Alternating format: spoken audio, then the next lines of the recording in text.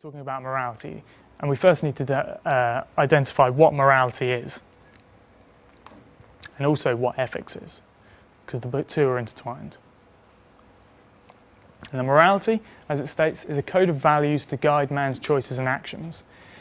Now, if we think about it logically, that implies that we've made a certain set of choices metaphysically and epistemologically first, which we'll then move into as well. They necessarily dictate the choices we'll make ethically and then politically as well. And ethics is essentially the process of learning what those values are and trying to set that code of values, what our morality is, and what we hold as valuable to our own lives. So you might think that primarily ethics deals with asking the question, what values are? You know, what should those values be? But before that, that presupposes that there's an answer to the question of value to whom and why. And like I said, that draws on the earlier conflicts of existence versus non-existence and reason versus faith. So first then, why? Why does man need a code of values? Why does he need a moral compass to guide his life? To know what's good, what's evil? Is that arbitrary? Or is it based in reality? If we accept that we've chosen reality as an absolute and existence exists, we can hopefully try and determine what a rational code of ethics is. So, in the realm of ethics, we've got something called meta-ethics, and it's kind of like metaphysics, but it deals with the nature of where ethics come from, where our code of morals come from, where our code of values come from, and the ethics we choose. Now, historically and predominantly, most people would consider that ethics came from either God, some omnipotent being that could just dictate what we should do and what we shouldn't do, or from society.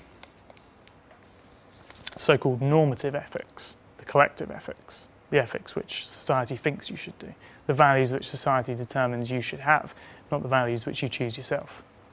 Now, I don't necessarily want to kind of like focus on the specific mysticism involved and faith involved with religion. I don't want to touch on any touchy areas like religion. If you want to come talk to me after about it, then that's fine, but I'm not going to stand here and talk about it now. But I will point out the arbitrariness of the construct society. If society is necessarily the source of ethics and therefore the source of values, that which is good is determined by what society wants to be good or thinks is good or votes is good, what the majority think is good.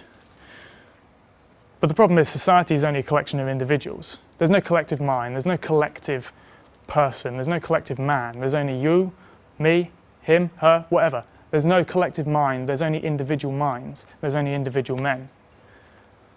The problem with society as a source of ethics is that the majority are generally entitled to determine what is good, and it's moral for them to determine what is good, regardless of its content, and the minority are usually obliged to follow, and that's considered moral, that's considered valuable, regardless of the content, regardless of what the values chosen are, regardless of whether it conflicts with your existence. So if we want to change the predominant kind of pattern of thought, it's these issues that we need to tackle, but we need to base them in existence. We need to base them in metaphysics and epistemology. So we should start again by asking the question, well, what are values? You know, and why does man need them? So what are values then? Another quote, I like quotes. Value is that which one acts to gain and or keep. The concept value is not a primary. It presupposes an answer to the question of value to whom and for what.